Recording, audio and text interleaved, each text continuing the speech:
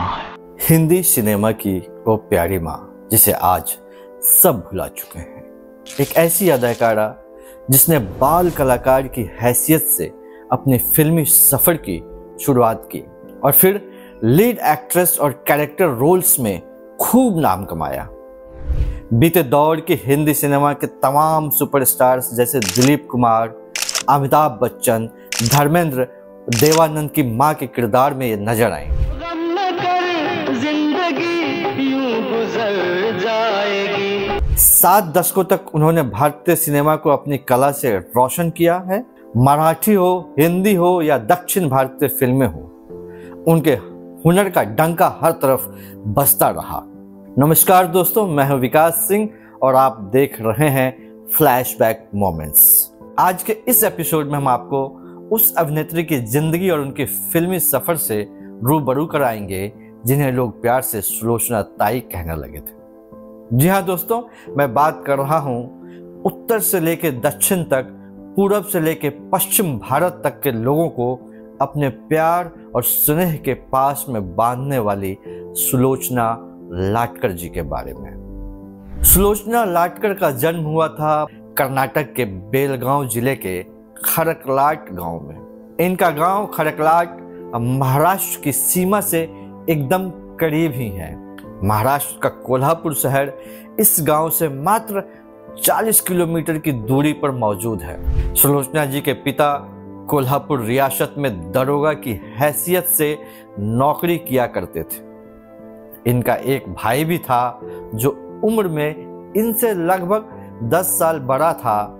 इनकी एक मौसी भी थी जो उम्र में इनकी माँ से काफ़ी छोटी थी और इनके परिवार के संग ही रहा करती थी। चूंकि इनके गांव का नाम खरकलाट था तो लोग इनके परिवार को लाटकर कहा करते थे। इनकी शुरुआती शिक्षा गांव में ही मौजूद एक सरकारी प्राइमरी स्कूल में हुई थी, लेकिन पढ़ाई लिखाई में इन्हें कभी कोई दिलचस्पी नहीं थी। सुलोचना जी के गांव में ही राजे वक्शर की दरगाह और बाले साहब की दरगाह थे। ये दरगाहें उस इलाके में काफ़ी मशहूर थीं। इन दरगाहों पे हर साल उर्स का आयोजन होता था और इसी दौरान गांव में एक मेला भी लगा करता था। उस मेले में तमाशा होता था, नाटक किए जाते थे और फिल्मों के शोज भी दिखाए जाते थे। नन्ही सुलोचना लाटकर हमेशा सबसे आगे बैठकर ये सभी प्रोग्राम्स को देखा करते थे। छोटी उम्र से ही फिल्मों के प्रति इनके मन में काफ़ी उत्सुकता पैदा होने लगी थी। चलचित्र देखकर ये अक्सर पर्दे के पीछे जाती थीं और यह जानने की कोशिश करती थी कि आखिर इस पर्दे के पीछे है कौन। उम्र के महज 12वें पड़ाव में ही सुलोचना जी पहुंची थीं जब इनके माता पिता दोनों का देहांत हो गया। इनके और इनके भाई के पास अब केवल एक मौसी ही थी जो उनका देखभाल करती थी। इस दौरान गांव में प्लेग फैल गया और ये सभी लोग मौसी के साथ अपने पिता के दोस्त के घर शरण लेने पहुंच गए, जो पास के ही एक चिकोरी गांव में रहा करते थे और पेशे से एक वकील थे। पिता के दोस्त के घर तो वो आ गए, लेकिन कुछ ही दिनों बाद इनके और इनकी मौसी भाई के मन में ये ख्याल आने लगा कि और कितना दिन ये दूसरे के घर में बोझ बनकर रहेंगे। जिंदगी गुजारने के लिए कोई ना कोई काम तो करना ही पड़ेगा ना। एक दिन इनके पिता के दोस्त के घर मास्टर विनायक आए। जी हाँ, मास्टर विनायक काफ़ी प्रसिद्ध फिल्म डायरेक्टर थे। कोल्हापुर में मास्टर विनायक की खुद की एक फिल्म कंपनी थी जिसका नाम था प्रफुल्ल पिक्चर्स। मास्टर विनायक को जब सुलोचना की कहानी का पता चला तो उन्होंने सुलोचना को अपनी फिल्म कंपनी में नौकरी करने का ऑफर दिया। उन दिनों सुमिति गुप्ते और मीनाक्षी शिरोडकर नाम की अभिनेत्री प्रफुल्ल पिक्चर्स में नौकरी किया करती थी। सुलोचना जी ने मास्टर विनायक का वो ऑफर तुरंत ही स्वीकार कर लिया। ये पूरा वाकया साल 1943 के दौरान का है। मास्टर विनायक की फिल्म कंपनी प्रफुल्ल पिक्चर से ही महान गायिका लता मंगेशकर भी जुड़ी हुई थी। चूंकि सुलोचना जी ने केवल प्राइमरी तक की ही पढ़ाई की थी, हिंदी बोलने में उन्हें थोड़ा सा झिझक होता था और उन्हें उतनी हिंदी की जानकारी नहीं थी। यही वजह है कि जब उन्होंने अपनी नौकरी शुरू की तो काफ़ी घबरा रही थी, मगर उस वक्त लता मंगेशकर जी ने इन्हें काफ़ी हौसला बंधाया था। उस वक्त लता जी सुलोचना जी की तगड़ी दोस्ती हो गई थी। जिस वक्त सुलोचना जी ने प्रफुल्ल पिक्चर्स की नौकरी शुरू की थी, उसके 3 महीने बाद ही मास्टर विनायक अपनी कंपनी को बॉम्बे यानी आज के मुंबई में ले गए थे। बॉम्बे का नाम सुनते ही सुलोचना जी घबरा गईं और उन्होंने बॉम्बे जाने से साफ इनकार कर दिया और प्रफुल्ल पिक्चर्स की अपनी नौकरी छोड़ दी। इसके बाद सुलोचना जी ने ज्वाइन किया जया प्रभा स्टूडियो, जहां उन्हें 30 रुपये महीने पगार मिलने लगी थी। इस स्टूडियो के मालिक थे भालजी पेंढारकर और उस जमाने में जया प्रभा स्टूडियो अपनी धार्मिक व ऐतिहासिक फिल्मों के लिए काफी मशहूर थी। भालजी पेंढारकर को सब लोग बाबा कहा करते थे। जया प्रभा स्टूडियो ही वो जगह भी बनी जहां सुलोचना जी ने फिल्मों में काम करने के तरीके सीखे। भालजी पेंढारकर खुद सुलोचना को घुड़सवारी और लाठी तलवार चलाना सिखाया करते थे। साल 1943 में मास्टर विनायक की फिल्म चिमू कला संसार में सुलोचना एक छोटी सी भूमिका कर चुकी थी, लेकिन सुलोचना जी कहती हैं कि सही मायनों में मेरे करियर की शुरुआत साल 1944 में आई जया प्रभा स्टूडियो की महारथी कर्ण और 1946 में आई वाल्मीकि फिल्म से उनकी शुरुआत हुई थी। साल 1947 में रिलीज हुई मराठी फिल्म ससुरावास में ये पहली दफा मुख्य हीरोइन के तौर पर नजर आई और इनके हीरो थे मास्टर विट्ठल।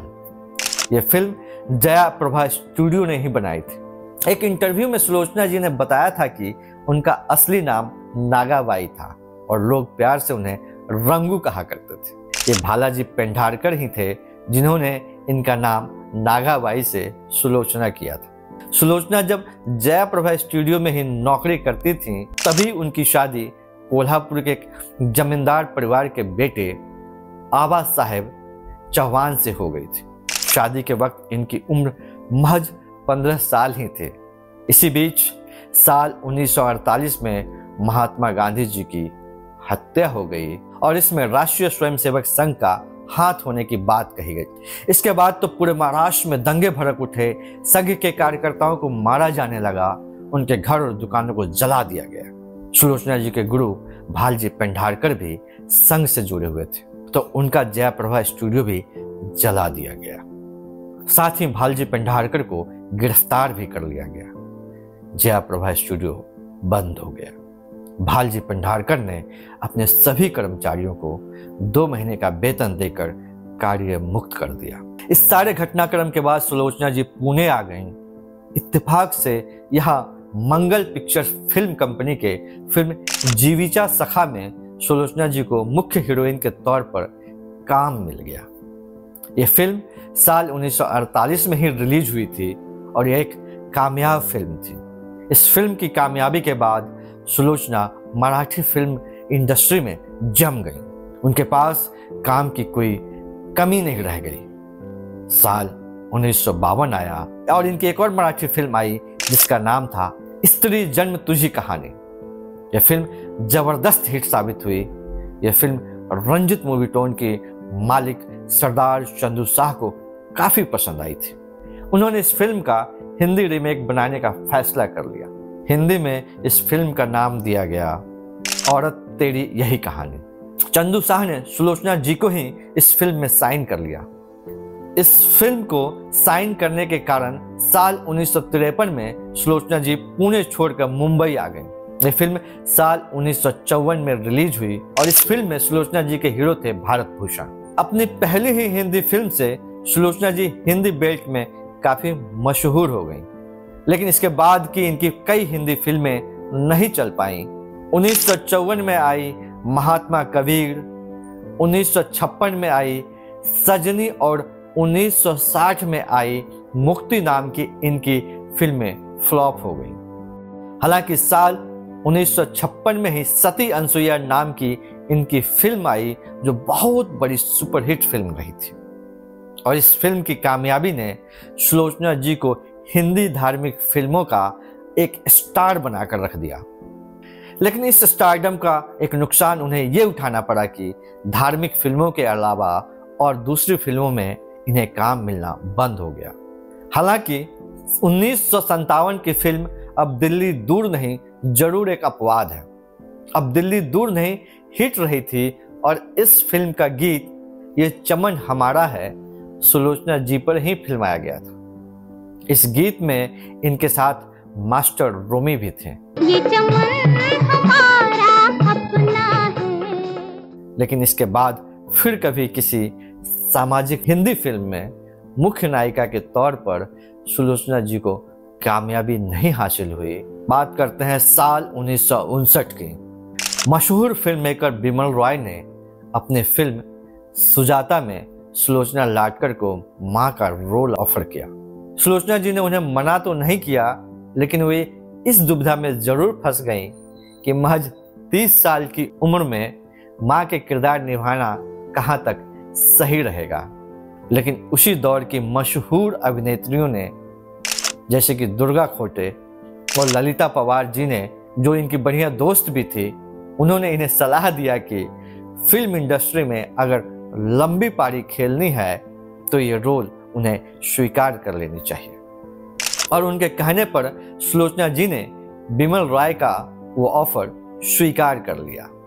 सुजाता बहुत बड़ी हिट साबित हुई और देखते ही देखते सुलोचना लाटकर जी हिंदी सिनेमा में कैरेक्टर आर्टिस्टों का एक बहुत बड़ा और बिजी नाम बन गई। सुजाता के बाद सुलोचना लाटकर ने दिल दे के देखो, आई मिलन की बेला, आए दिन बहार के, नई रोशनी, संघर्ष, दुनिया, आदमी, साजन, जॉनी मेरा नाम, कटी पतंग, कसौटी, प्रेम नगर, कोरा कागज, सन्यासी, गंगा की सौगंध, मुकद्दर का सिकंदर, क्रांति और अंधा कानून जैसी फिल्मों में काफी काम किया था। और इन सभी फिल्मों में इन्होंने चरित्र भूमिकाएं निभाई और मुख्य तौर पर मां के किरदार को ही निभाए थे। 7 दशक के लंबे अपनी फिल्मी करियर में सुलोचना जी ने लगभग 500 से ज्यादा फिल्मों में काम किया। वक्त के साथ उम्र बढ़ी और सुलोचना जी ने खुद को फिल्म से दूर करना शुरू कर दिया। अपने सुनहरे करियर के दौर को आगे बढ़ाती रहीं सुलोचना जी को साल 1999 में भारत सरकार ने पद्मश्री से सम्मानित किया था। इसके बाद साल 2004 में फिल्म फेयर ने भी इन्हें लाइफ टाइम अचीवमेंट अवार्ड दिया था। साल 2009 में महाराष्ट्र सरकार ने सुलोचना जी को महाराष्ट्र भूषण अवार्ड से सम्मानित किया।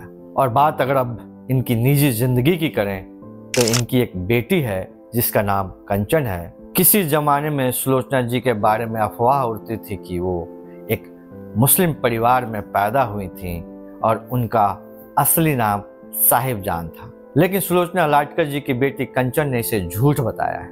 सुलोचना जी की 94 साल की उम्र में साल 2023 में निधन हो गया और वो हम सबको अलविदा कह गई। ईश्वर इस महान अदाकारा को अपने श्री चरणों में स्थान दे। भारत का सिनेमा जगत इस महान अदाकारा को फिल्म इंडस्ट्री में किए गए उनके योगदान के लिए सदा याद रखेगा। सुलोचना लाटकर जी को नमन करते हुए आज की इस एपिसोड को हम यहीं समाप्त करते हैं। कमेंट बॉक्स में अपनी राय लिखना मत भूलिएगा। नमस्कार, धन्यवाद, जय हिंद।